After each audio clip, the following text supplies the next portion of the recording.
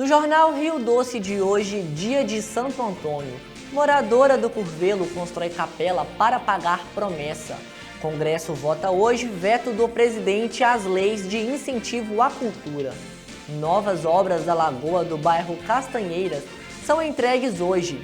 Carro é encontrado destruído no Pico da Ibituruna. Famílias recebem documento de regularização do morar legal. E Covid na capital. Número de infectados cresce e volta a ser obrigatório o uso de máscaras em locais fechados. O Jornal Rio Doce começa agora.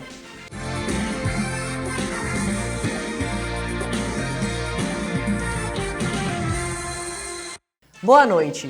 O Congresso Nacional votou hoje sobre as leis relacionadas à cultura. Veja agora. A arte que ganha as ruas, praças, teatros e cinemas é feita por gente que dedica tempo e criatividade para manter viva nossa cultura.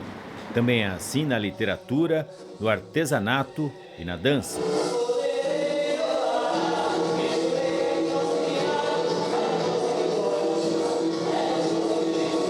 Mas a arte, como qualquer setor, precisa de incentivo e também de recursos, valores constituídos através de lei. Nessa terça-feira, lá no Congresso Nacional, uma sessão conjunta vai apreciar e tem o poder de derrubar o veto do presidente Jair Bolsonaro às leis Paulo Gustavo e Aldir Blanc II. São recursos importantes vindos de fundos setoriais para dar continuidade a projetos que movimentam a economia. O presidente Jair Bolsonaro vetou integralmente a lei Aldir Blanc II. O texto previa repasses anuais de 3 bilhões de reais da União para estados e municípios. A proposta desses 3 bilhões é serem recebidos durante 5 anos, para que se consiga, na verdade, efetivar, né, um plano nacional de cultura, para que a gente não fique, né, nessa peleja, né, não só... porque peleja o trabalhador da cultura, né, no Brasil.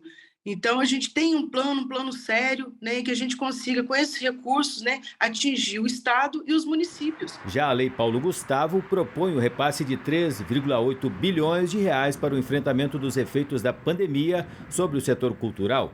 O projeto foi aprovado pelo Senado no fim do ano passado, modificado pela Câmara em fevereiro e aprovado novamente pelo Senado em março, mas foi vetado pelo presidente Jair Bolsonaro em abril deste ano. São leis que foram criadas de uma forma muito responsável, né? Ela atende todos os critérios institucionais, né? Toda a legislação do país. Depois, a gente teve essa discussão com o setor cultural.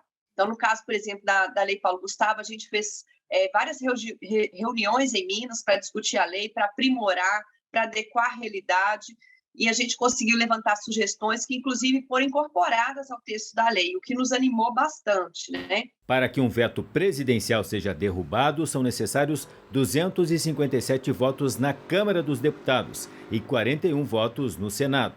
Caso avancem, as duas leis podem ser promulgadas em até 48 horas. O que a gente precisa é de transparência, de democratização do acesso aos recursos, do fomento. O que a gente precisa é desse apoio, né, da comunidade para nos ajudar a organizar o nosso setor, mas é claro que é um direito da população, inclusive está no artigo 215 da Constituição.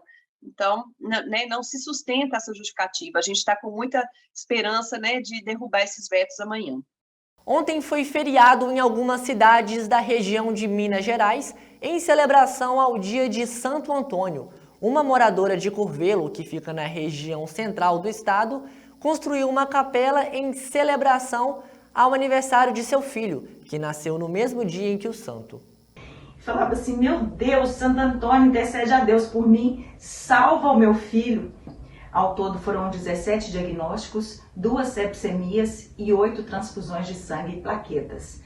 Foram 88 dias de angústia, de sofrimento, e muitas pessoas da minha família fizeram promessas. E nas 3 horas da manhã, que foi a hora do milagre, uma enfermeira chegou e falou assim: mãezinha, o sangue dele chegou.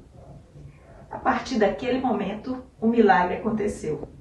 Hoje é meu aniversário Eu nasci bem pequenininho e o Santo Antônio é meu amigo.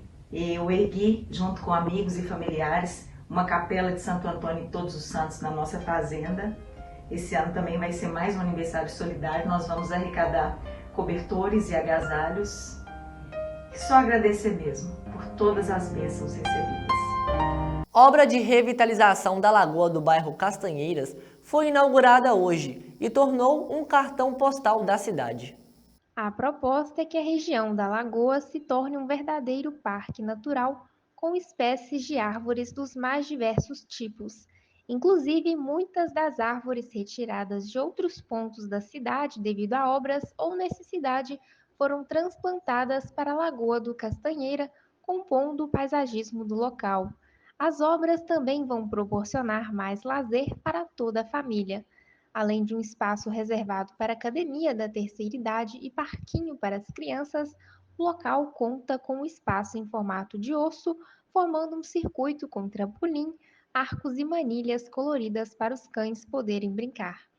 E no próximo bloco, casos de Covid aumenta na capital mineira. Carro é encontrado destruído no pico da Ibituruna e documentos de regularização do morar legal.